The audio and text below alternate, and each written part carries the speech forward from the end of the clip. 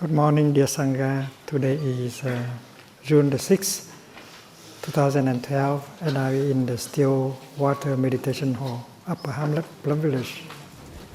Today is the 6th day of the 21-day retreat.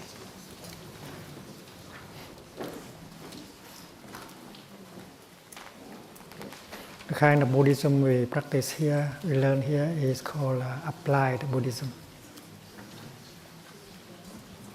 It's not philosophy, it's not theory, it's not the kind of Buddhism you learn from the university or even in Buddhist institute. So everything we learn, we should try to apply right away into our daily life. When you go from your tent to the meditation hall, you apply what you have learned. So that every step you make can bring you peace, calm, joy, happiness, healing, nourishment. So you don't need to arrive at the meditation hall to practice. You practice right away when you hear the sound of the bell announcing Dhamma talk, announcing sitting meditation. When you hear the bell, we go home to ourselves with mindful breathing. And we know what to do.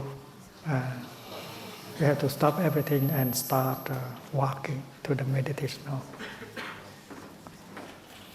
And we walk in such a way that allows peace and happiness to be there. We don't need to arrive at the meditation hall in order to be happy. We have to handle three things. The first thing is our breath. The second thing is our body. And the third thing is our mind.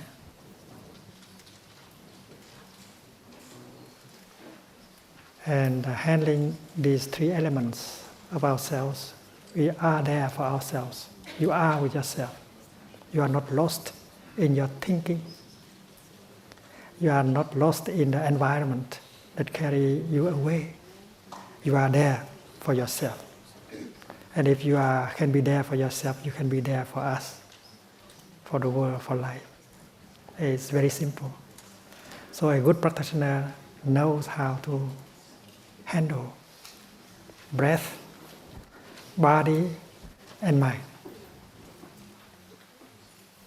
And when you walk from your tent or your cabin to the meditation hall, we look at you, we know that you are a good practitioner. You radiate peace, you radiate happiness and calm. And you are a model for all of us. When we see you walking like that, we come back to ourselves and we walk the same way. We want to walk the same way you do. And by walking like that, you contribute to the collective, to the making of the collective energy of mindfulness and peace that will nourish us all and transform us all. So in a retreat like this, we give and we receive. We give everyone our practice. We offer the energy of mindfulness, concentration, peace, and happiness. And also we receive. And the quality of the retreat must be based on that practice.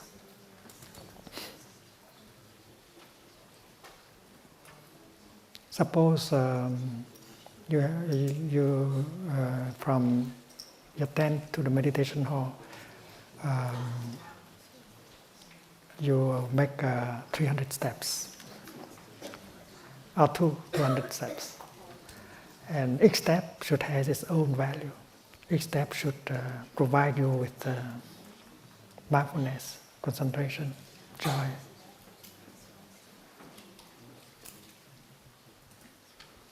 And nourishment and healing become possible with every step. When you sit down, when you are about to sit down, you know that you are about to sit down. And you practice breathing in and out. Maybe with the verse you have learned, sitting down here is like sitting at the foot of Bodhi tree in order to become a Buddha. my body erect, and my mindfulness perfect. And in that mindfulness of sitting, you sit down. You are a Buddha. You are a continuation of the Buddha. And that is possible. If you sit down with mindfulness and concentration, you are a good continuation of the Buddha. And all of us will profit from your being, for presence. Because in every one of us there is a seed of mindfulness, concentration and peace. And practicing mindful breathing and walking and sitting, we allow that seed, these seeds to become energy that nourish and transform us. And in that way, the Dharma become alive. The Dharma is the living Dharma. Because you walk like that, you sit like that, you breathe like that, Dharma is a living Dharma. It's not a spoken Dharma. It's not a written Dharma. It's not a recorded Dharma. It is alive, living Dharma. And this world is in need of that living Dharma. You give a Dharma talk just by walking or by sitting. You don't need any word. So to be a continuation of the Buddha is possible, even today, even in this moment.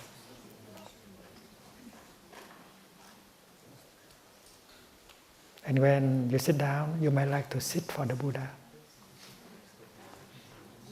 Dear Buddha, I invite you to sit with me. Please make good use of my back. My back is still good enough. And I know that when you sit, you make my back upright and relax. And when you breathe, well, your quality of breathing is very good. So that is why I invite you to use my lungs to breathe and my back to sit. Because you are very close to the Buddha, closer than you think. The Buddha isn't something outside of you. Inside of you there is a seed of mindfulness and peace and enlightenment. And we give them a chance to manifest as energy with the practice. So when you invite the Buddha in you to sit, he will sit beautifully. And he responds to your invitation right away. The Buddha in you is very kind. If you invite him to breathe and to sit for you, he will do that right away. And you just enjoy his sitting and his breathing. You don't have to do anything. The Buddha is doing everything for you. Have trust in the Buddha within. The Buddha is something very real, very concrete, not a mental construction. And when mindfulness and concentration is there as energy, when peace and joy is there, the Buddha is there. With you, for you.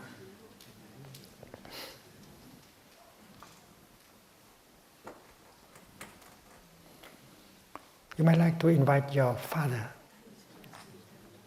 to sit with you and to breathe with you. Dear Father, this is my lungs, but that's also yours. I know that all your cells are in me. Our Father is fully present in every cell of our body. And that is why when we invite our Father to sit with us, He will do that. And with your invitation, He will do it.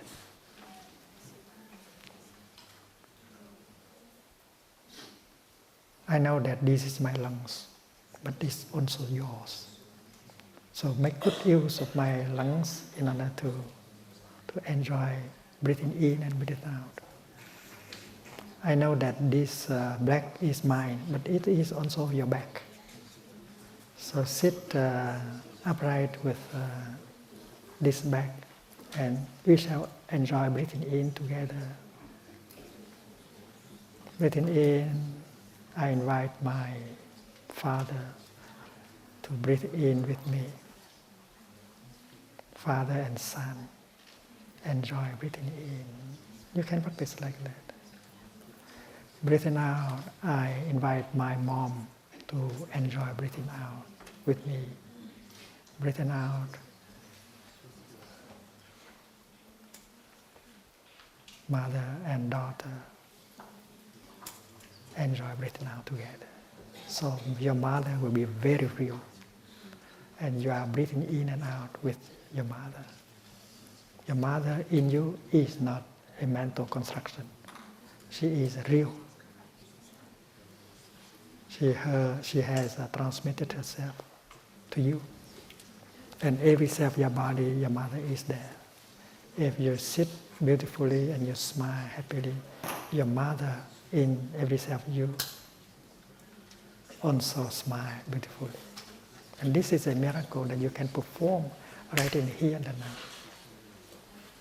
You have encountered the Buddha Dharma.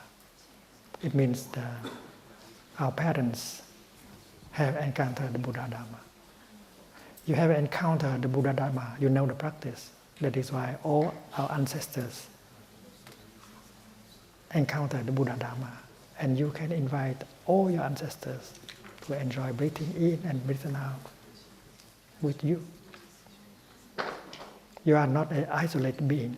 You have no separate self. You are made of ancestors. And when you breathe out relaxingly, all your ancestors in you breathe out relaxingly. We have to see that. That is only insight. There is no separate self.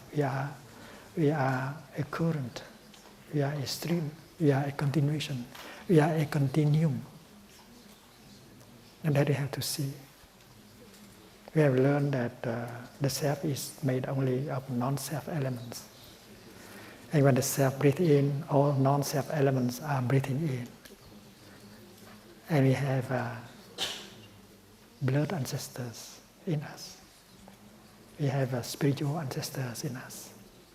So you may like to invite Abraham, Moses, to breathe with you.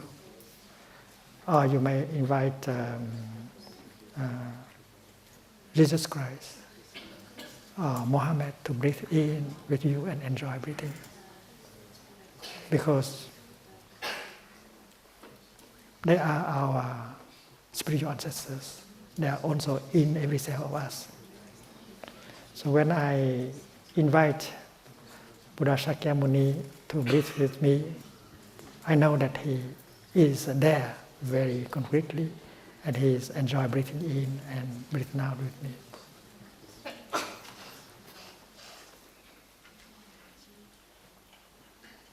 So in your body, each cell contains all your blood ancestors.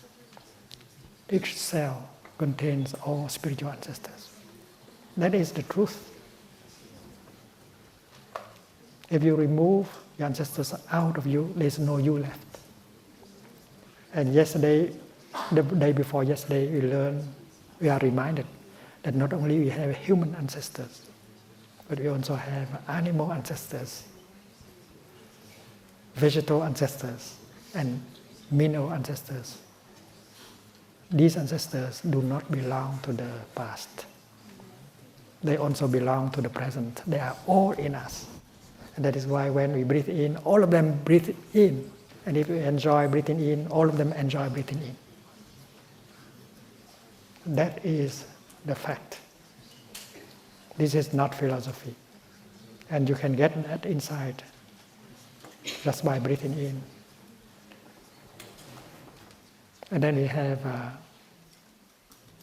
spiritual ancestors. We have received the teaching and the practice from them. And that is why they are now in every cell of your body.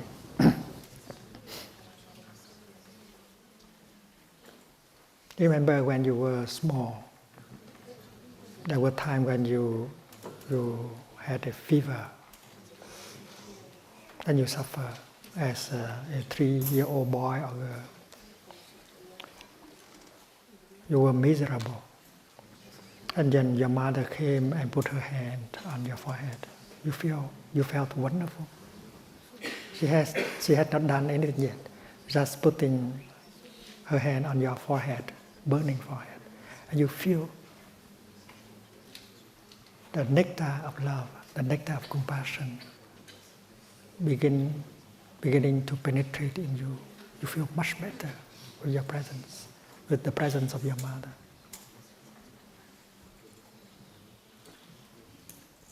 If you go far away, you don't have the chance to see your mother, or if your mother is no longer in her usual form, you have to look deeply and to see that your mother is always with you.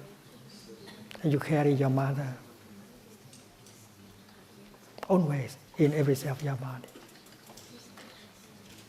And as a 30-year-old boy, young man, or a 30-year-old young lady, if you got a fever,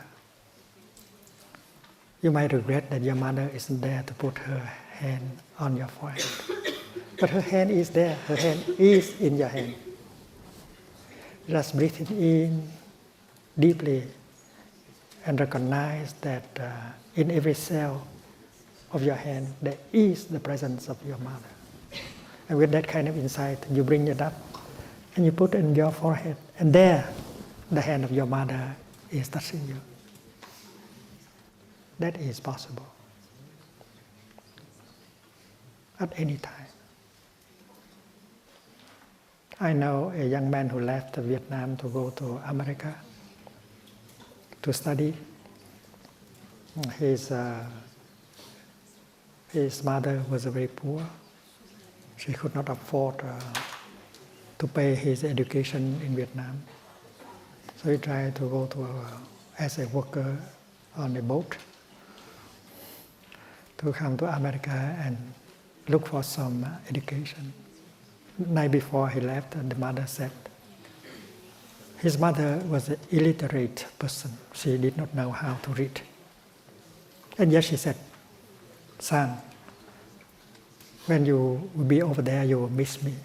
And every time you miss me, you bring up your hand and you look, and I am in your hand. She's an illiterate person, but she has the wisdom of no self. She can see herself in her son.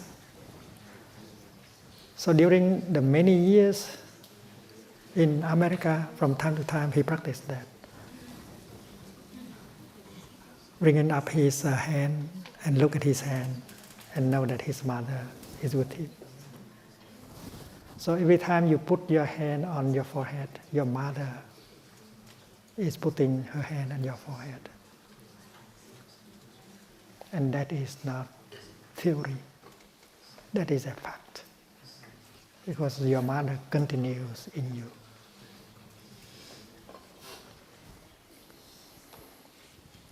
So the same thing is true with our spiritual ancestors. Buddha, Jesus, Moses, Abraham, they are in yourselves. And if you want the hand of Buddha touching your forehead, you can do it. Just breathe in and get the insight that the Buddha is in you, in every cell. And when you touch, that is the hand of the Buddha. And when I do that, it's very real. I don't need to go to a temple in order to see the Buddha. The Buddha is available in the here and the now. You have Buddhahood, you have Buddha nature, and Buddha is one of your spiritual ancestors. He is in you, she is in you, and you can profit from that presence. So mindfulness, concentration, and insight can be possible at every moment. The way you look is different because you are not using the mind of discrimination. You learn to see with the mind of non-discrimination, and you see your ancestors in you.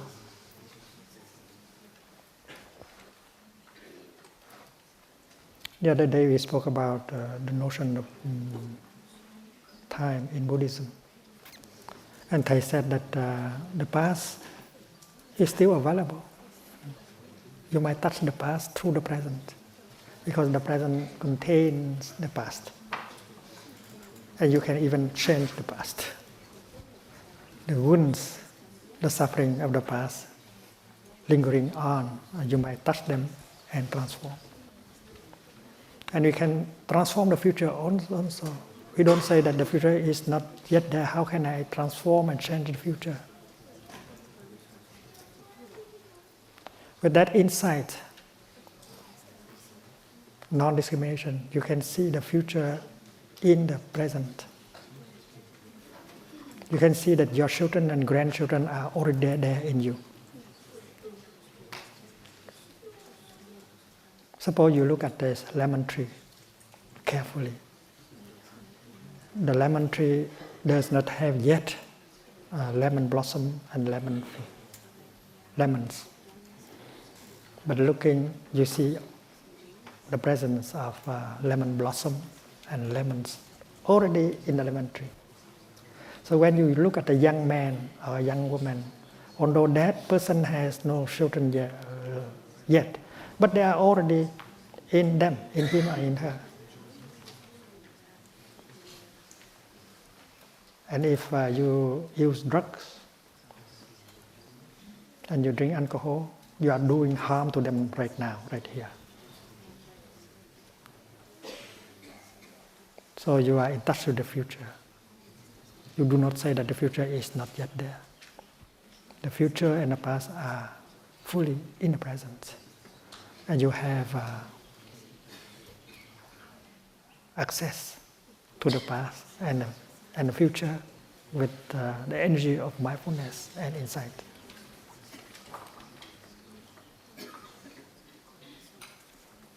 And that is a training.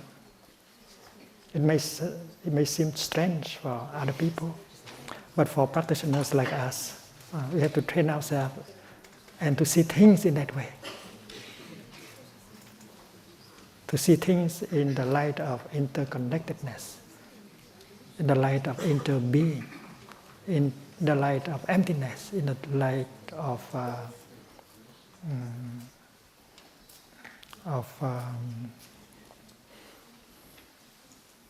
non-discrimination. The moment when you sit down, you begin to handle your breath. You don't need to wait for the bell and the chant, no. This morning we heard the chanting in Italian. You don't need to wait for the bell. As soon as you sit down, you enjoy your breathing. You learn how to harmonize your breathing, take care of your breathing. Taking good care of your breath, you take care of your body and your mind.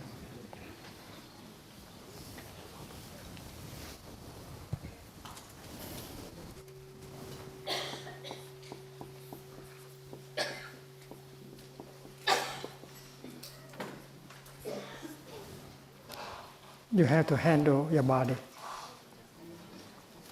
This is a body, this is the word for handling, harmonizing. You have to bring harmony to your body. You have to release tension in your body. That is one of the things you do when you practice sitting. harmonizing the body, harmonizing your breath.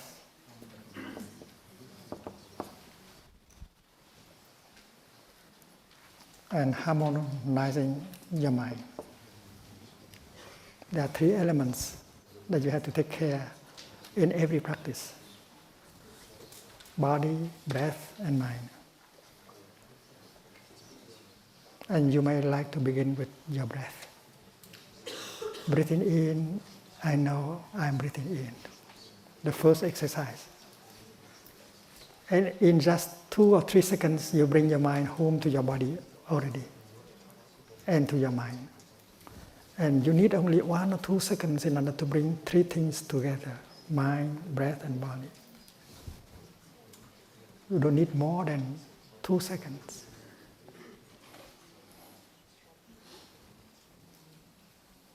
In our daily life, we are not mindful.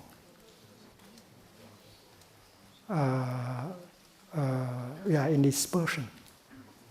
The 3 things are apart: body, one place; breath, ignore; and mind, wandering.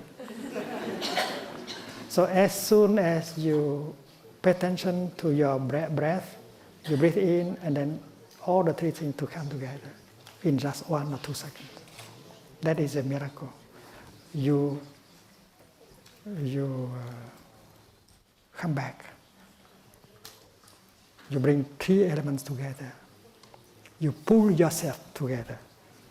You are 3: body, breath, and mind. You pull yourself together, and there you are in the here and the now. And you take care. You take care of your body. You take care of your breath, and you take care of your mind. Your mind may be a feeling. Your mind may be a perception. Your mind may be a mental formation like anger and fear and restlessness. So you go home, you bring 3 things home, and you take care. The word điều means to harmonize, to take care, to handle. Like when you cook to make a soup, you have to harmonize the soup. You should be sure that you put the right ingredients and with the quality good, the quality of every element, so that the soup will be a good soup. Seasoning. This also means to seasoning. Điều căn means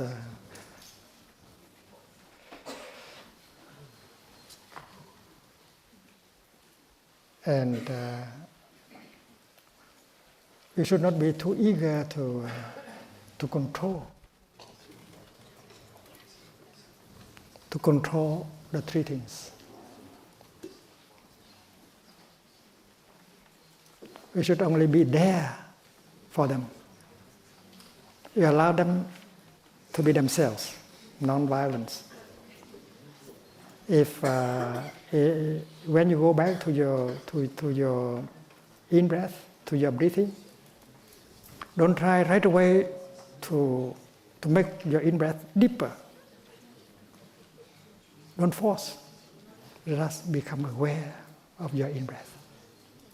If it is short, allow it to be short. If it is not peaceful, allow it to be like that. Because the presence of mindfulness will naturally improve the quality of your in-breath and out-breath.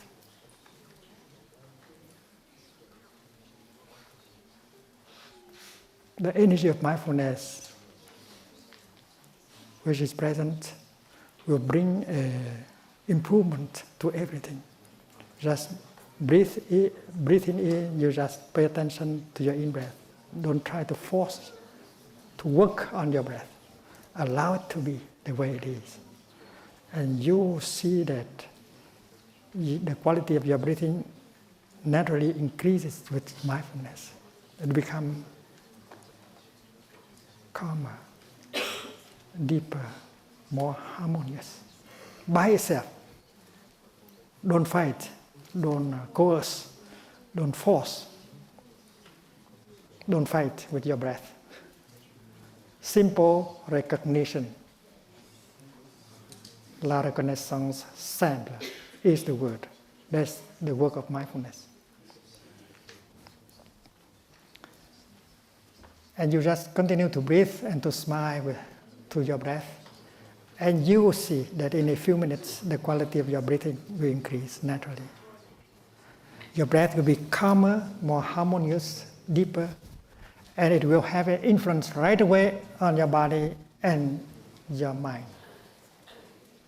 Contagious. Peace, calm is contagious. If you produce some peace, some calm here, some harmony here, it will penetrate into your body and into your mind. Even if in your mind there is a feeling of restlessness. When there is the energy of mindful breathing, that energy of mindful breathing will encounter the energy, your energy of restlessness. And in no time at all, you see a change. You see 10%, 20%, 30% of the energy of restlessness will be transformed. And if you are a good practitioner, you have the habit of practice, in just 1 or 2 in-breath or out-breath, your restlessness will completely transform and you feel peace. And you have the confidence, you have faith in your practice. We have to apply what we learn right away. We know that there are many mental formations, 51 mental formations. Fear is one, anger is one, restlessness is one,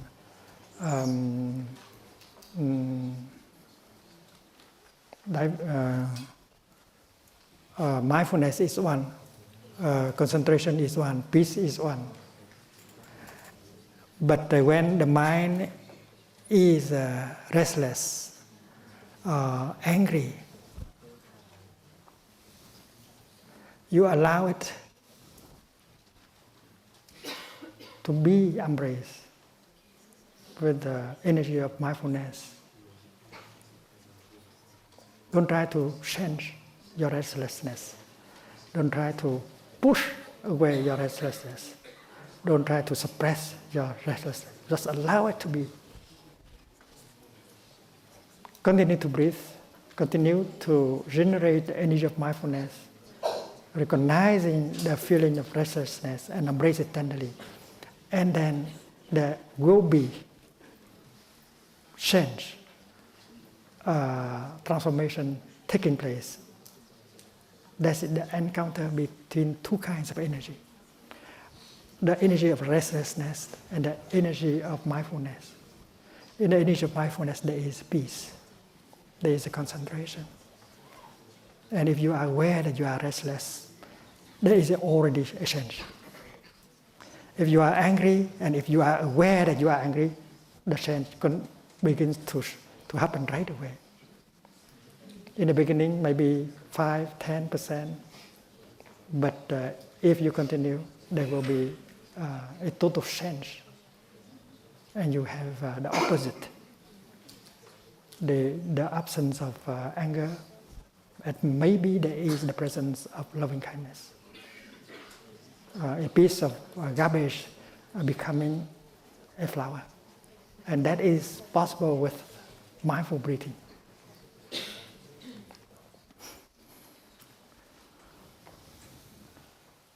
So first of all, we allowed our mindfulness to embrace our in-breath and out-breath, and that will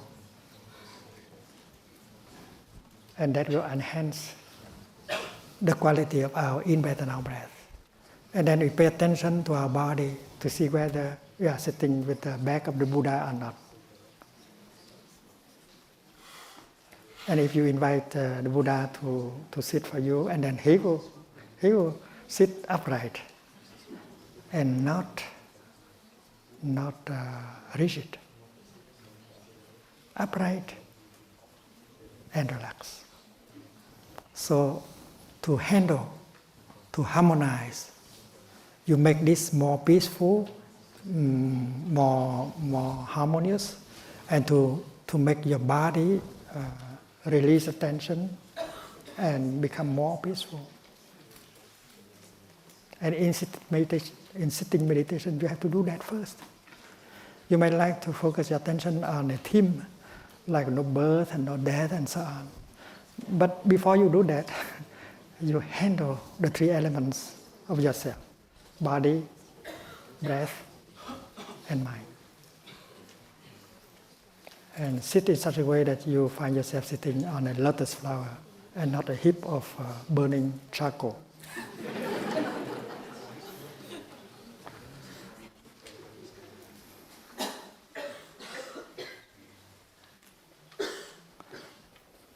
In the last few days, we have learned 16 exercises on mindful breathing.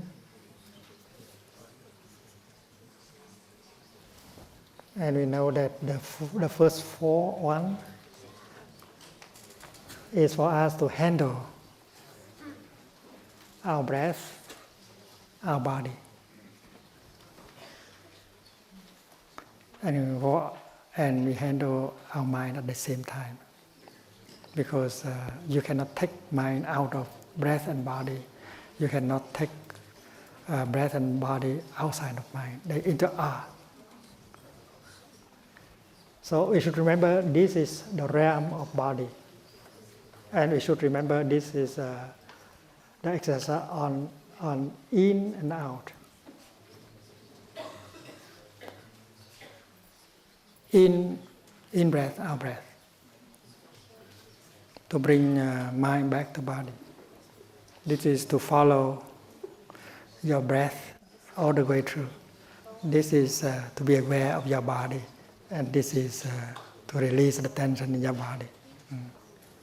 And the second set of 4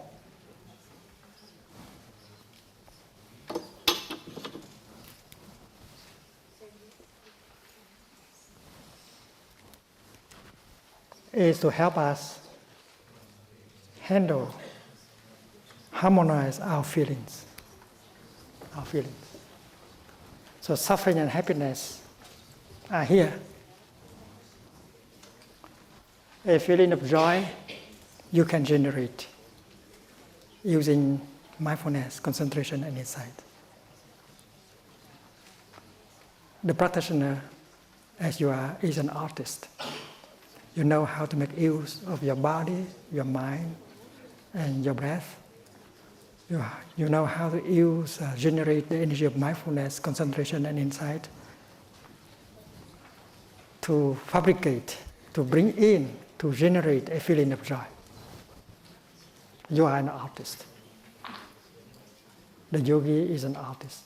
She knows how to bring in a feeling of joy, just using mindfulness, concentration, and insight. The yogi is an artist. She knows how to generate a feeling of happiness. And the yogi is an artist. He knows how to handle a painful feeling.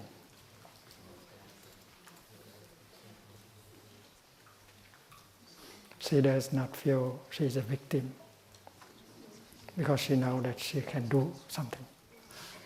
She can handle a painful feeling, whether that is restlessness, or anger, or fear, or despair.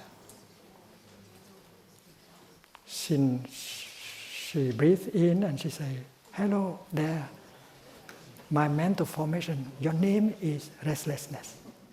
I will take good care of you." And the moment when you recognize her, the mental formation, and smile to her with love and care, and embrace her with mindfulness, she begins to change. And that is a miracle of mindfulness. It's like the light. In the morning, the lotus flower is still there, not blooming yet. But as the sun rises, and send light. The light will come and embrace the lotus flower or any kind of flower. And the light is made of energy. Is a kind of energy. We can think of the light as photons. They do not just travel around the flower, but they try to penetrate. So after 1 or 2 hours being embraced by the light, penetrated by the light, the flower opened herself.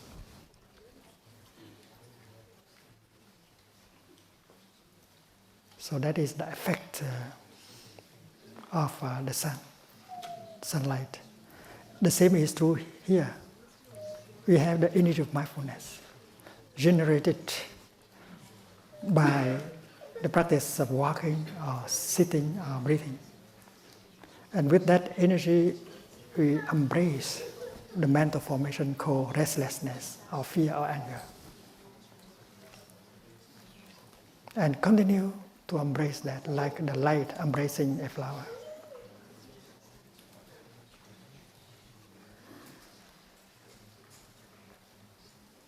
And there will be something like photosynthesis happening.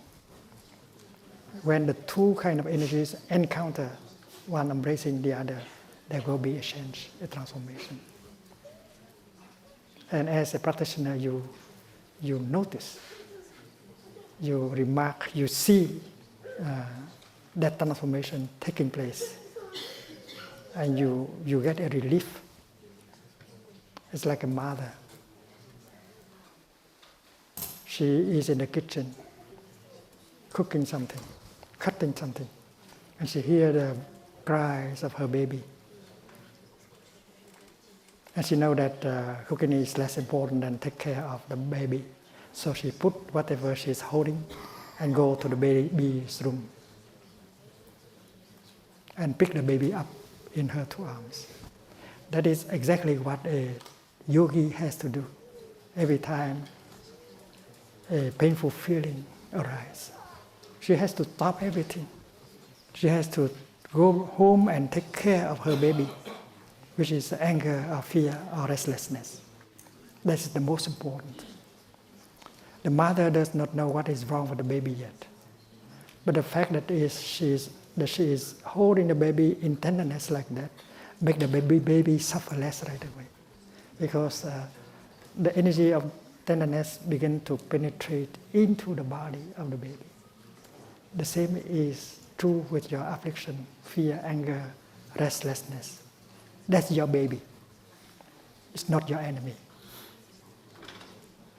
We should not try to suppress. We should not try to fight, to cover it up. We should not throw our baby away. And we behave like that loving mother. We don't know what is wrong with the baby yet, but the first thing we do is to pick the baby up and hold like this. And if you are a real mother, it means you have tenderness and care and compassion in you. The baby will feel. And the baby suffers less right away. So when the affliction, the painful feeling is there, and if you are there for that feeling, for your baby, and practicing breathing and walking and embracing your baby with compassion, there is a transformation. You suffer less. And transformation begins to take place. You get a relief. So a yogi, a practitioner, is someone who knows how to handle a painful feeling or a painful emotion. There are those who